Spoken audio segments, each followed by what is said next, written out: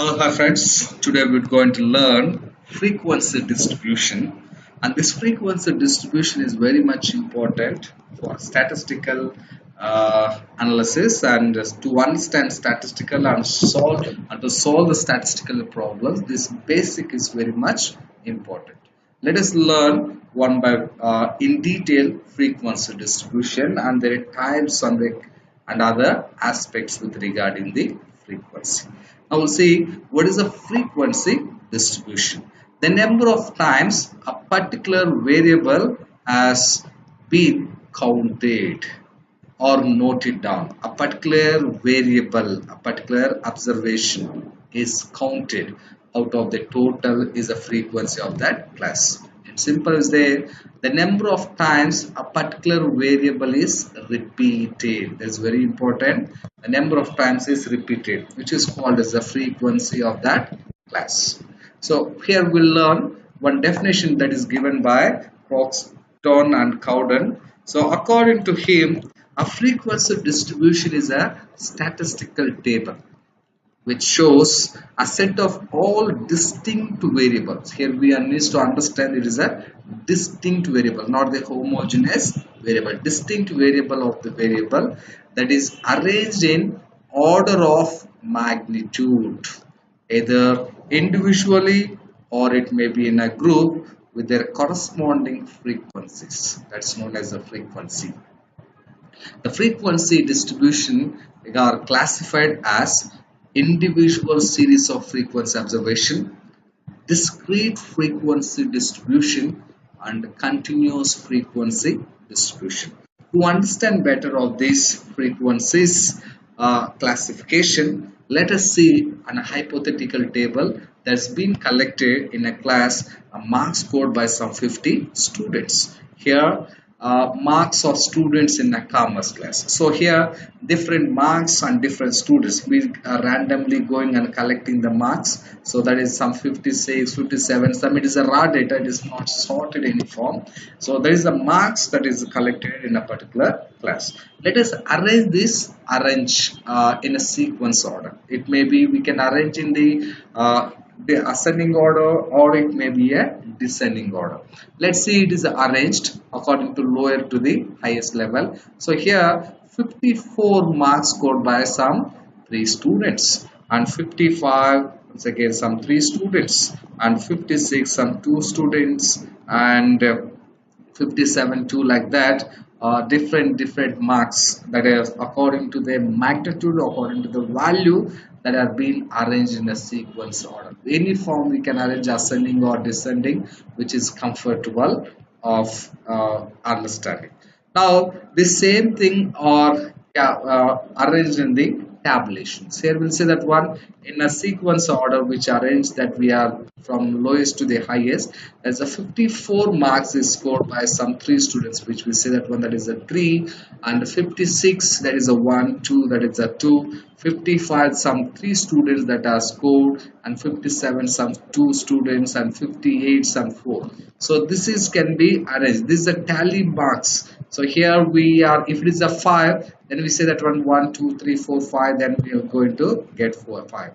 Like that 1, 2, 3, whatever. The numbers that are being scored, we are calculating like this tally or marks. So here we'll see that one the number of times that particular frequency, that particular value is repeated, that's called as a frequency. Here once again 54 is a 3 and 64 is some 4 times and it is a some 68 is some 4 times. So all together it is a total, that is the number of observation is 50 in a class of different frequency, that is the particular value is repeated according to the corresponding table. It is given number of times it is repeated. That's called as a frequency. So how it is formed? The formation of frequency distribution can be said that one it is a series, the statistical series defined as the 2 variable quantities that can be arranged side by side so that measurable differences in one corresponds with measurable differences in the other. So the result said to be form a statistical series.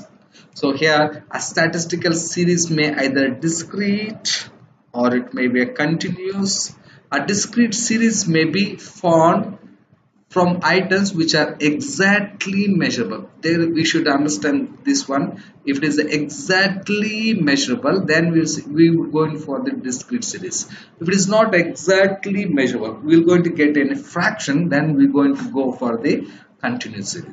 So here we'll see one example for that again. If it is a mark scored by exactly measurable, that is a 40. So number of students is once again 12, and then marks, that is a 50 marks scored by some 15 students, and again 60 marks scored by some 16 students, and 70 marks by some 7. So exactly measurable. So then we go for the discrete series. In a discrete series, once again this particular observation, how many times it is repeated? 12 times, and the 50 is number of times it is repeated, that is a 15 times. That is called as a discrete. That is a frequency. Here we see that one, number of series, that is a frequency. It is called as a number of times it is repeated.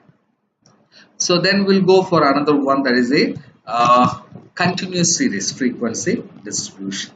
So here, although we'll say that the continuous series shows with the number of students with the height, that is a 5 to 6 feet, cannot be counted exactly. Here we'll say that if it is a fraction and all say, then we are to count the number of students whose height fall between 5.2 to 5.6 inches. So such kind of in between the numbers, if we count, then we go for the continuous series. This is the weight or if it is a height, not only height, it is a weight that is in between 5.2 grams, 7 grams. It really goes like that. Then we go for the frequency distribution, not exactly counted, so exactly not measured. That is called as the frequency distribution in continuous series. Then we'll see that is example for that. Now here height in inches, that is a 54 to 60 inch. So number of people are there, that is a 15, and 60 to 66, that is a 14, and the 66 to 72, that is a 9, and 70 to 70, that is a 12. So here the height, if it is in between that, then we go for the series. It's a continuous series. Then we'll see that the differences between upper and lower limit of class is known as the class interval. So here we'll frame a class interval for that. In a class interval, we're going to say that different types of class interval are there: inclusive, exclusive, open-ended, unequal class interval. So here in a continuous series, we have there is a continuous between 50 to 60. So how many classes are there? 1, 2, 3, 4 classes. And again, what is the class interval? It is a 54 to 60 and 60 to 66. So there is a class interval and classes are there. So how to frame, how to make it? So what is this differences? So that is called as the different class and class interval. The difference between upper and lower limit of classes is known as a class interval. So upper and lower limit. Here is the upper limit and lower limit. That's called as a class interval. For example, 100 to 200. The class interval is 100. Between 100 to 200 is the class interval. So types of class interval. There are different types. That is a inclusive type of class interval, exclusive type of class intervals, open-ended type, and also unequal class interval. Let's see an example for this table. Here we must know that one, it is a 10 to 15, 15 to 20, there is an exclusive. So exclusive, in this upper limit of the class is continuing the second class interval. It is the upper limit. But what is the number we are taking? The upper limit of the number is excluding. Only lower limit is including. Say example 10, 12, 13, 14. So 14 up to 14 we are including, not the 50. So upper limit is excluding. So 15 number if it is comes, then it's going for the second class, that is a 15. So 15 to up to 19 or the 20. So 20 is excluded. So that is a exclusive type. And inclusive type, there is a both lower limit and upper limit, both the classes are included. That is a 60 to 69, 70 to 79. So 70 number also included, 79 number also included, 80 are included, 80 number also included. For simplification, so what is the difference between first class and so second class? Here is a 1. So 1 is divided by both the class, that is we're going to get the 0.5, and that 0.5 it is a excluding, minusing lower limit and upper limit, then we're going to get the both inclusive also become the exclusive side. So 59.5, 69.5. So then again next class will continue, that is a 69.5, then 79.5. So that is how this exclusive type also will come to the inclusive type also, sorry, inclusive type also will come to the exclusive. Only thing is that differences between first class and second class, the number we are dividing by 2 because 2 classes are there, upper limit and lower limit. The other one, open-ended and unequal class. Here first we must know that what is the open-ended. This is a regular type which we are usually using exclusive and inclusive. Let's see that open-ended and open-ended unequal classes. First we'll see what is the open-ended class, then we'll understand the numbers. So in an open-ended class, the either the lower limit of the first class or upper limit of the class interval, both are missing. So that kind of called as the open-ended class. When we say that in a closed-ended class, in a closed class interval have equal width. So then we can assume that open end and class interval also have the same common width of the closed class intervals. Then again, when we say that one, it is very difficult to determine the mid values of the first and the last class interval without any assumption. So that is called the closed class interval. Then we'll see unequal class. So unequal intervals are preferred only when there is a great fluctuation in the data. So when data is a greater fluctuation are taking place, that is a 0 to 20, 20 to 50. So here is a greater fluctuation.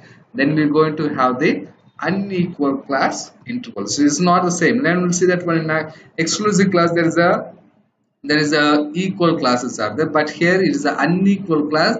The reason behind is that there is a greater fluctuation in the data. Then we're going to have this kind of unequal class interval. So these are the different class intervals in the statistical which we're going to observe. But among all, these are the very two important, that is a exclusive and the inclusive. Exclusive, the upper limit is excluded, only lower limit numbers are included. So inclusive, both lower limit and both the lower limit and the upper limit, both the numbers are included. To convert this inclusive into exclusive, just we are adding the differences between first class and second class. That is here it is a 1, that 1 divided by 2, that is lower limit is minus 5, it is minus 0.5, it is minus, and upper limit 0.5 it is added. Then this inclusive also converted into exclusive so that we can numbers are easily framed. Thank you friends for watching the video. If any doubts with regarding subject, please comment on the down and subscribe my videos for more updates. Thank you.